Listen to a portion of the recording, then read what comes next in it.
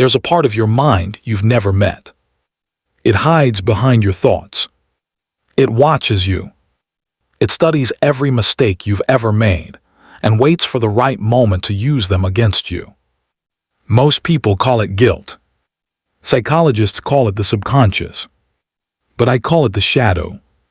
Because it's not just emotion. It's intelligence. It's the version of you that sees everything, remembers everything, and forgives nothing. Every time you try to change, it whispers you can't. Every time you dream too big, it reminds you of the last time you fell apart. It doesn't shout. It doesn't fight. It simply waits for you to give up. You can't kill it. You can only understand it. And the moment you do, you stop being its victim and start becoming its master. That's where transformation begins. When you feel lost, when your mind starts spinning and you can't tell what's real anymore. That's not confusion, that's the shadow surfacing. It's testing you. It's asking a question. Do you really want to change? Because change isn't about becoming someone new. It's about facing who you've always been. Without filters. Without excuses. And that's terrifying. Most people won't do it. They'll drown in distractions. They'll scroll, they'll talk, they'll laugh, anything to avoid silence. Because silence is where the shadow lives. It's where your real self hides, waiting to be seen. Let me tell you something most people never learn. Your shadow doesn't hate you. It protects you. It builds walls to keep you safe. But eventually, those same walls become your prison. Every unspoken word, every hidden desire, every fake smile you've worn to survive. The shadow keeps it all. And one day, it demands your attention.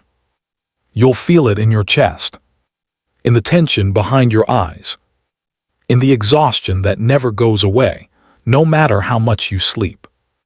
That's not depression. That's a signal. Your shadow saying it's time.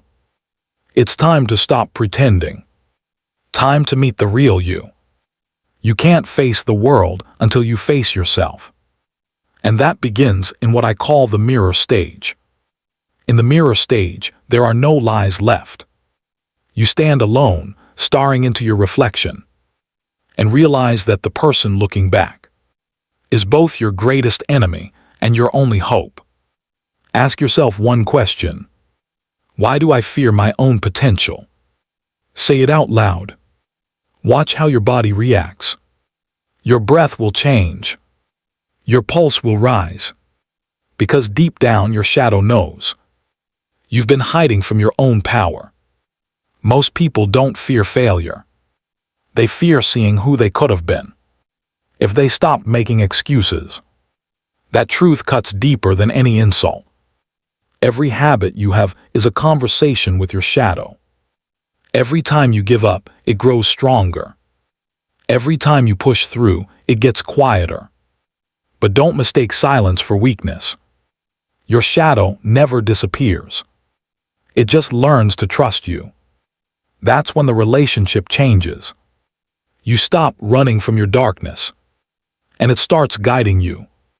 It shows you patterns, who you attract, why you react, and where your pain still controls you. That's the language of the subconscious. It doesn't use words. It uses repetition. The same mistake over and over, until you finally learn. And when you do, something incredible happens. You stop taking things personally. You stop needing validation. You stop explaining yourself. Because you finally understand. The world isn't against you. Your mind just mirrors what you haven't healed yet. The people who trigger you. They're mirrors. The situations that frustrate you. Mirrors. Your entire life becomes a reflection of your internal state.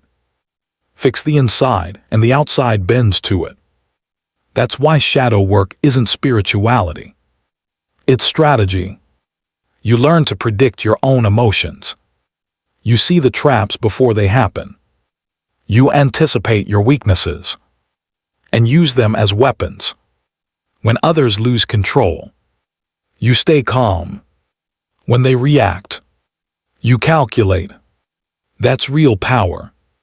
Not loud, not dramatic, just quiet dominance. But make no mistake, the path isn't easy. When you start working with your shadow, your life will fall apart before it rebuilds. You'll lose people. You'll lose interest in things that once distracted you. You'll even lose parts of yourself that were never real to begin with. That's the price of clarity. And it's worth it. Because what comes next is control. Not control over others. Control over yourself. Control over your reactions. Your focus. Your emotions. The moment you master that, you become unpredictable. Untouchable. People will call you emotionless. They'll say you've changed. But deep down you'll know. You've just stopped being easy to manipulate. The shadow isn't your enemy. It's your initiation. It's the part of you that forces growth. The one that burns away weakness and replaces it with awareness. Every time you choose discipline over distraction, your shadow bows to you. Every time you face your pain instead of escaping it, your shadow evolves with you. Until one day, it's no longer a monster in the dark. It's your guardian. And when that happens, you'll walk differently. You'll speak differently. You'll move through the world like someone who's already seen the worst and came back stronger. The world doesn't need more light. It needs people who can walk through darkness without losing themselves. People who understand that strength isn't about smiling through pain. It's about transforming it into wisdom. You are not broken. You're becoming sharper, more aware, more dangerous. And the moment your shadow accepts that, you'll hear it whisper, not in fear, but in respect. I no longer control you. I serve you. That's when you've won. Not because you escaped your darkness, but because you turned it into your greatest ally. From that day forward, you stop surviving. You start commanding. And the rest of the world, they'll still chase the light. But you'll rule the dark.